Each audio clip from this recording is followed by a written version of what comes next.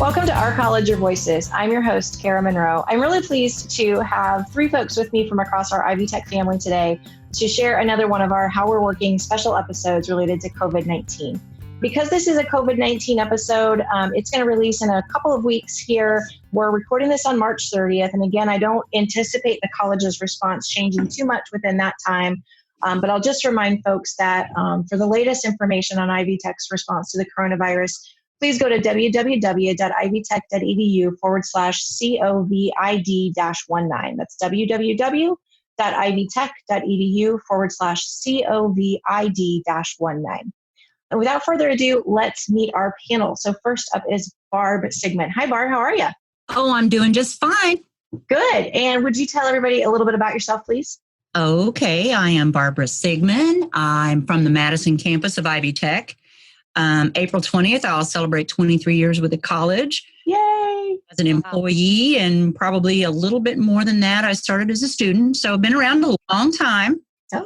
That's really a lot about me. I'm a mom, I'm a grandma, soon to be a great grandmother. Congratulations. Yeah, but I think COVID's going to keep me from going to Alaska to be the great grandson. So maybe he'll be 2 or 3 by the time I get to meet him.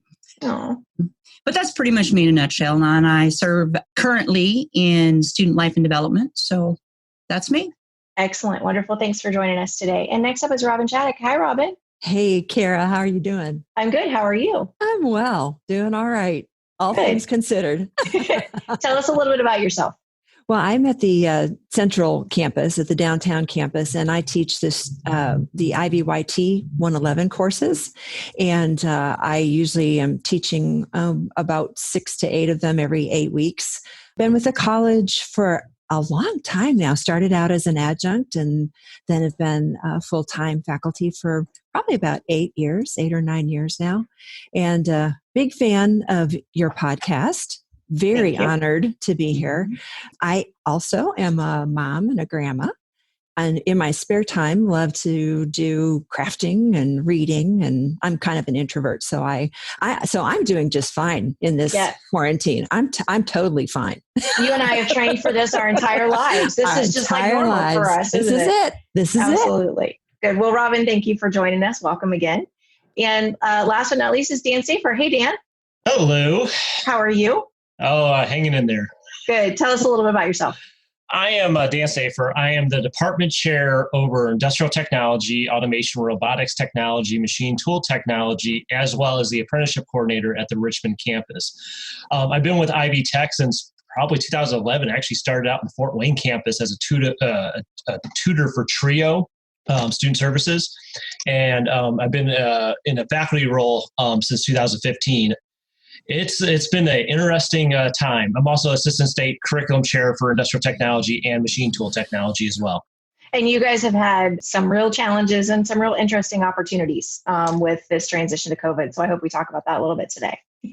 Dan's just nodding, but we can all see him on video. So, and I will just remind folks, we're doing our very best to bring you the best quality audio that we can. It is a Zoom recording, and Jen Edds works her magic the best she can, but you will notice a little audio quality difference today, but we'll try to bring you a really great audio today. So with that, I'm going to dive into the first question I have for all of you, which is, what has been the best part of this whole move to virtual for you?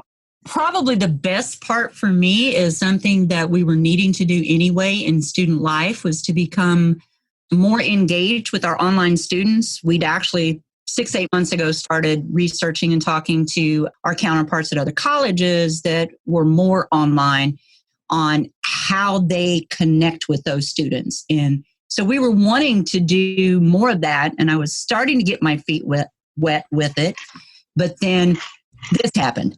So now it's not try to figure out what everybody else is doing, but now it's really digging deep and learning as much as I can, as fast as I can, to keep the quality up and what we're getting out to our students. So for me, I think probably that's been the best part.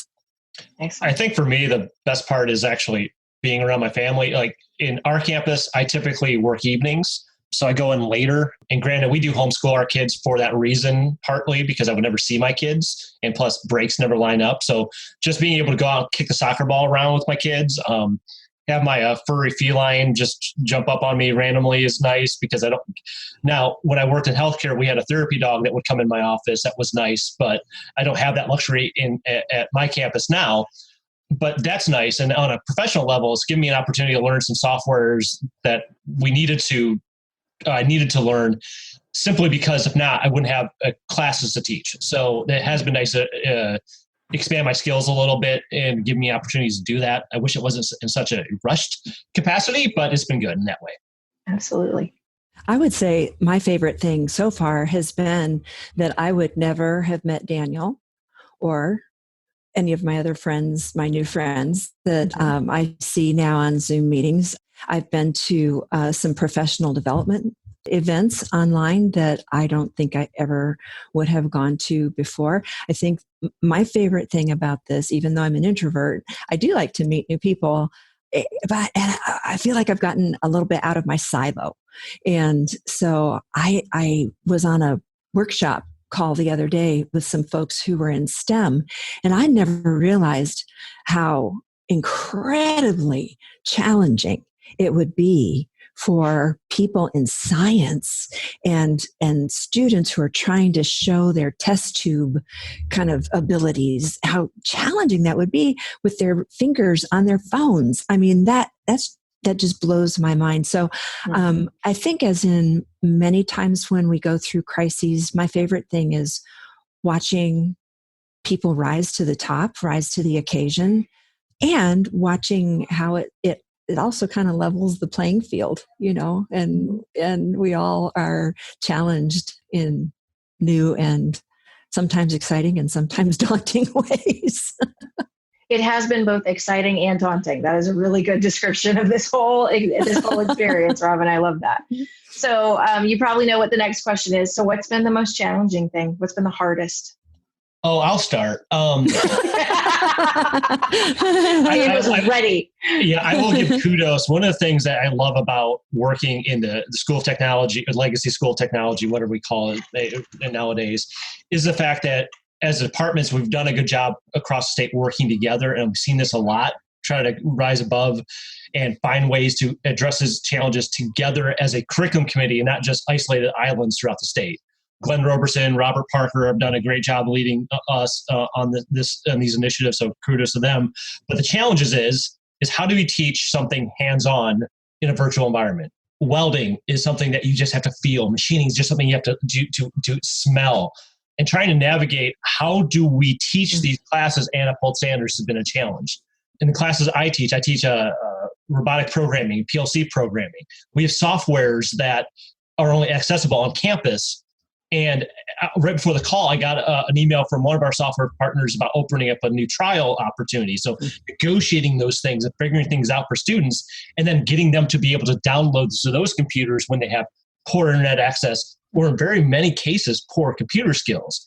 I zoomed into, I think, 7 different students' computers last week to help them install these softwares, which is a good, fun skill I have, but that's time consuming just to help them be able to run this stuff. And that's been a good opportunity to learn new skills for these students, but also a really big challenge because then they're already behind the 8 ball with the assignments.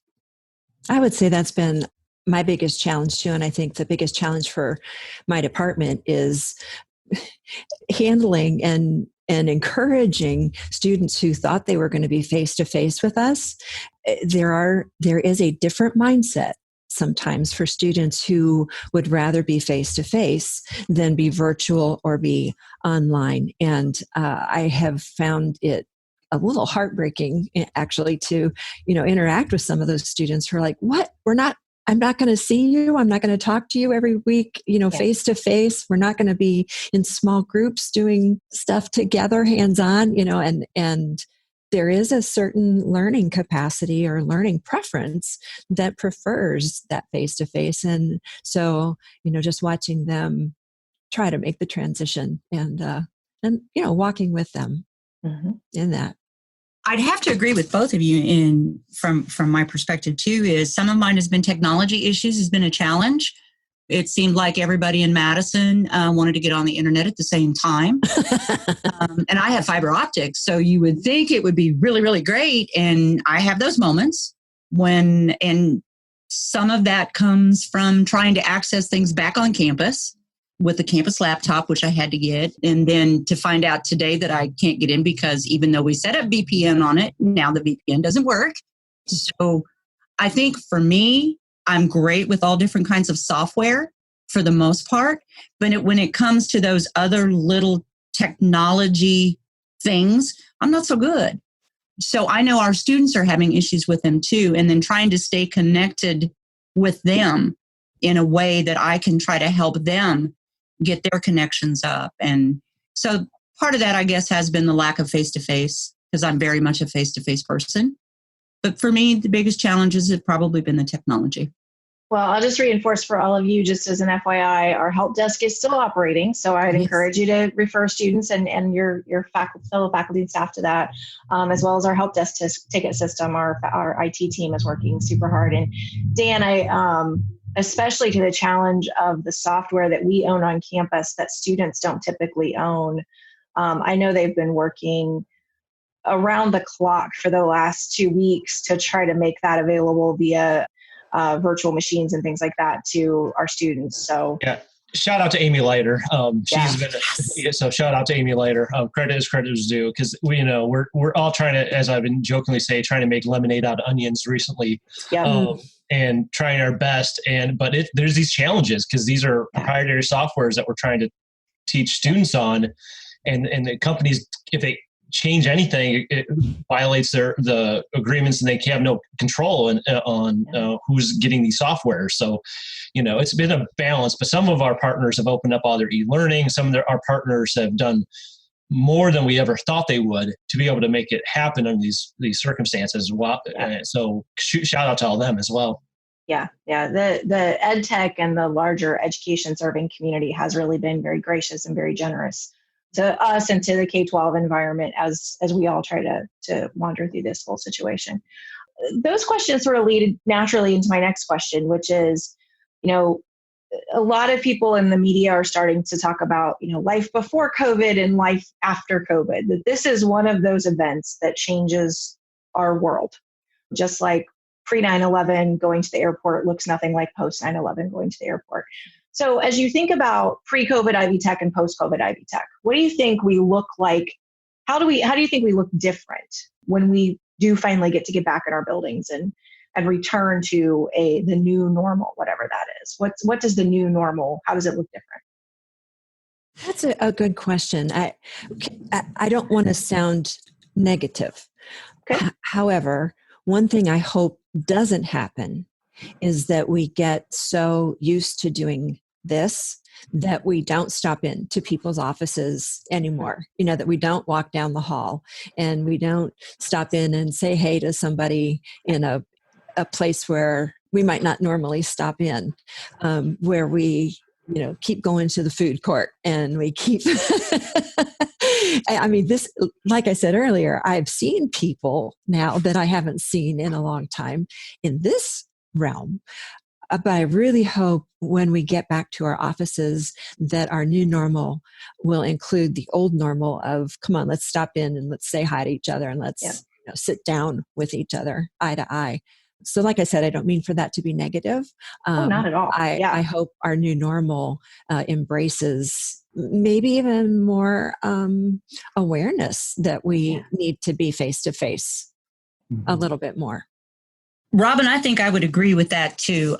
I think coming out the other side, I think a lot of us are going to be better equipped to work with technology.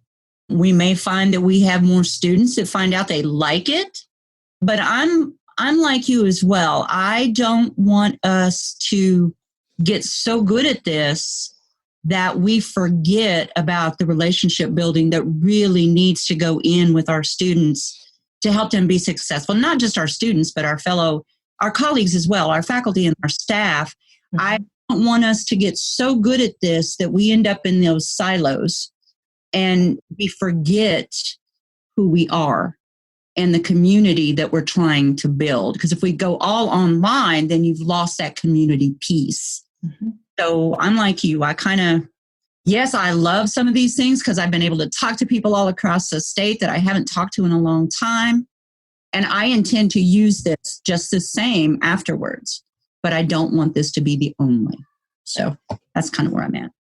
I think from a curriculum standpoint, I think from a new normal, something that we've tried to embrace in a lot of our programs is a flipped classroom model of where students will get the e-learning and then come to class. And there's some instructors that have been kind of reluctant to do that. I've seen a lot of benefits on our campus, and we've seen other benefits too. So just having that comfort level, I think, with e-learning, not that it's taking jobs away or interfering with the educational process, but opening up the mindset that, okay, students can learn this stuff, kind of get exposed to it, and then we can just shepherd the student through maybe more of that competency-based checking off of skills, so help to tailor the education to hit all the standards, but maybe seeing a student maybe need more time on this aspect of things versus else, and just check off a competency, which is causing us to stop and think through. And also from a curriculum standpoint, it's caused us to go through and say, hey, this curriculum of record is garbage. We need to rewrite this because it doesn't address certain things, or how, so it's, I think in a good way, it's causing us to do some quality checks in our new normal, but also I think exposing more of what can be in a flipped classroom approach. Good. I love hearing all of those things. I agree with them all completely. I just recorded a video message for the ed tech team to say thank you to them for all the work they've done. And one of the things I reiterated in that message to them was just how hard it is to draw boundaries around your work time versus your not work time in this environment. So what are you all doing to take care of yourselves and to create those boundaries for yourself to make sure that this doesn't bleed over into 24-hour work days when we're working from home? Well, I'll jump in here, and that is very easy to do, especially for a workaholic like I am. Mm-hmm. Basically, what I did do, and I was starting this before this ever happened, was turning one of our spare rooms into an office. So basically, what I've done is tried to stay as close to my regular schedule. Get up in the morning, and I know a lot of people out there is probably thinking, "You really doing this?" And it's like, yes, I am. After last week, I'm doing this.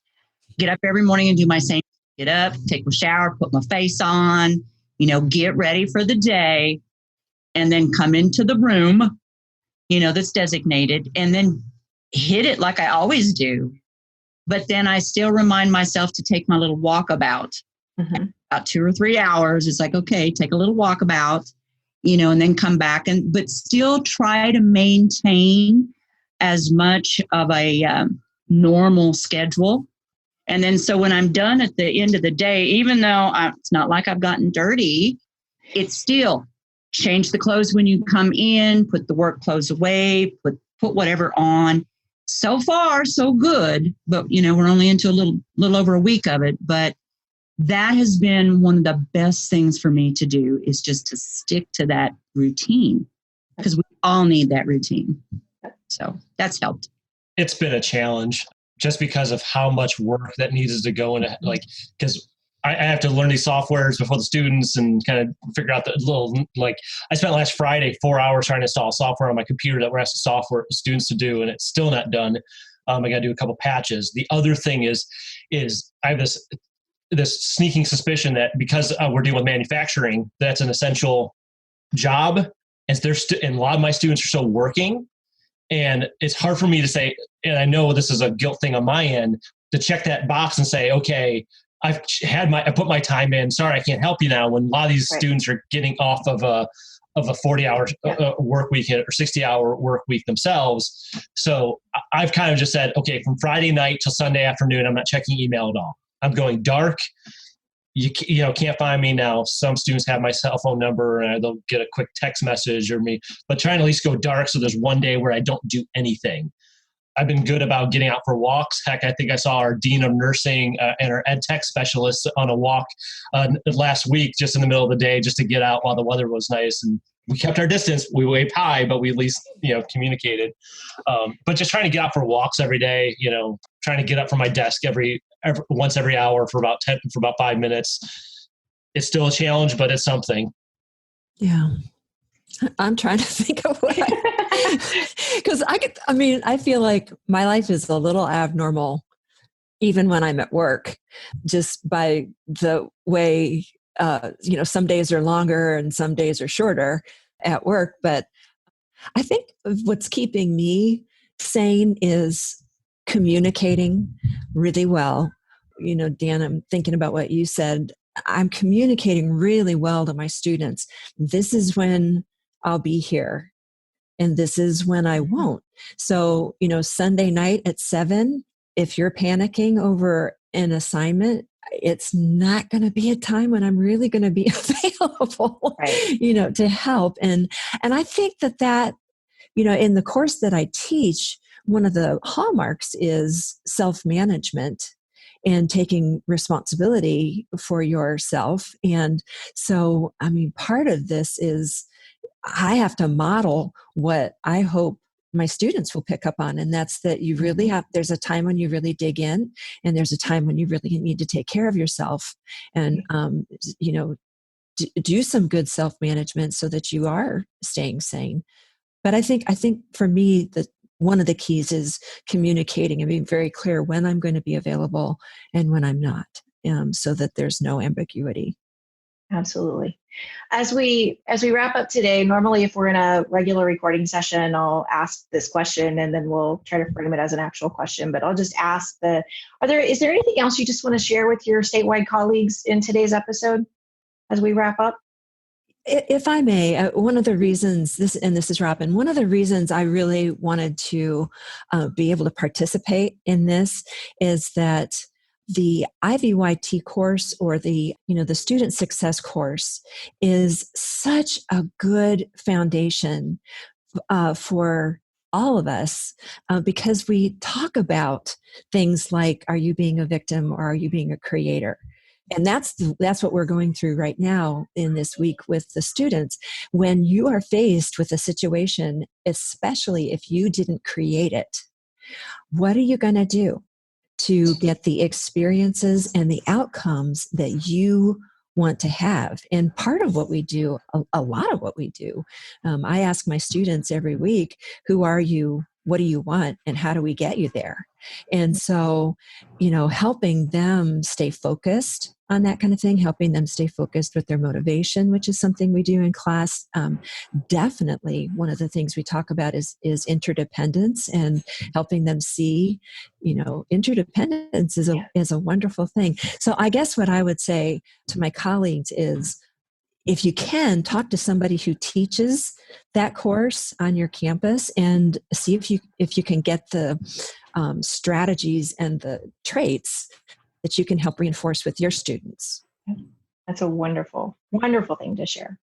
Well, I kind of thought you might ask this question, so I've got a few things ready. But good. Say kudos to Robin. I was able to adjunct IVYT a few times previously. Too. It's actually my favorite class to teach. And I do pull a lot from that working in student life. But I was hoping I'd have the opportunity to talk a little bit about, things that you can do. And I've been encouraging it in my things that I've been putting out to my students. And as we were first talking about, establish your routine, make your plan. I even wrote them down. Make a plan for the day, including getting up, eating your meals, your relaxation and exercise time. Put them in there. Commit to them. Don't become emotionally isolated. We've got so much technology. Reach out and think about, older people too that might be isolated, that maybe you could call that you haven't called in a while. I've been doing some of that on myself lately. It's like, people that I'm so busy most of the time that I don't think about making that extra phone call. But don't let yourself get isolated. It's really, really easy to do. Talk to your kids if you have children. See how it's affecting their life and how they're doing. Make that that family conversation with the people that you're around. And for God's sake, turn off the news. Got to walk away from the news. Yes. It's the same thing every 22 minutes. Believe me, you're not missing a thing. Mm-hmm. But I realized those first couple of days, I was staying so connected to it that my anxiety was out the roof. Mm-hmm. But then I realized I only got to check it once a day. Now I don't even do that. I just walk through when my husband's got the news on, pick up a few minutes and roll on. Because I have to give Ivy Tech credit.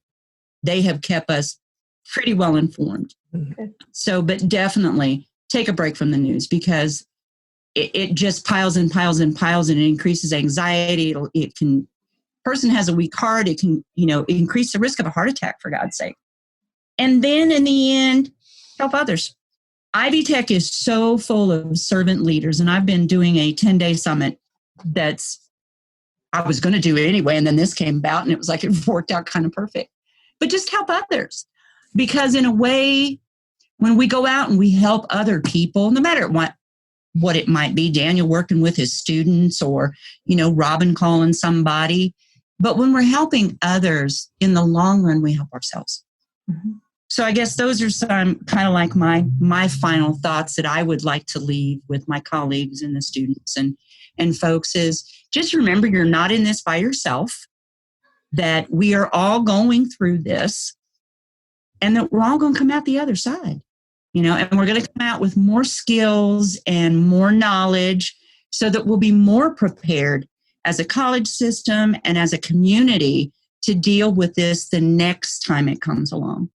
I think for me, it's just the reason why I want to go on this just represents the hardworking men and women across the state in the skilled trades and the trades education, because I think some classes are easier to convert to online or virtual than others. There's not. And I think all the nuances of what we needed to do to get things going in a week to be ready is just, it's incredible. It was a Herculean effort. Effort that we're still building the boat as we go. So, and I know faculty tends to to have a peacock syndrome that ours is the best, and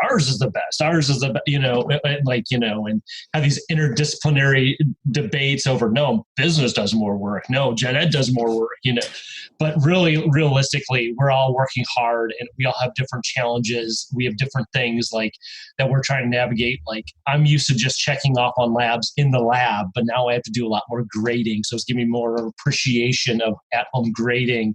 So I think it's just it's allowing me to walk a mile in other people's shoes a little bit more. Yes, they're a little bit different types of shoes, maybe more steel and heavy weighted, but it has been a good challenge and a good learning opportunity. And it is going to be exciting to see. I'm waiting for the story a year from now where a student said, because I learned this automation studio, I got the job, that if I didn't have this stuff, I didn't, so I'm looking forward to those stories coming off on the back end through this.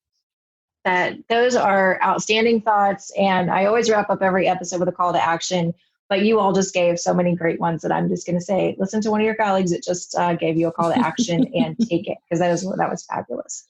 Thanks to everybody for listening to this episode of Our College, Your Voices. I want to thank the members of today's panel, Robin Chaddock, Barb Sigmund, and Dan Stafford. Thank you all for joining us. I'm your host, Kara Monroe. You can connect with me on Twitter at KNN Tweets. You can reach us by email at ourcollegeyourvoices@ivytech.edu.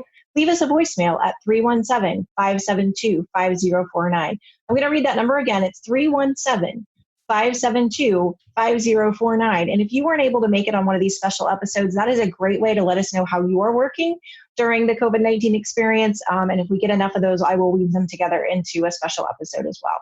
Don't forget, if you're an Ivy Tech faculty or staff member, you can join our Microsoft Teams listener community, which is exactly how Dan, Barb, and Robin found out about this opportunity to participate in this podcast. It's interesting how much our use of Teams has picked up in the last week, because we're all trying to connect to each other in new ways. So please do join our Microsoft Teams community. Our website is ivytech.edu/podcast. Production assistance is provided by Becky Campbell, Sarah Ferguson, and the Ivy Tech Community College marketing team. Our podcast concept is by Matthew Pittman. Theme music and post-production services provided by the amazingly talented Jen Edds at the Brassy Broadcasting Company. And we will talk to you next time on Our College, Your Voices.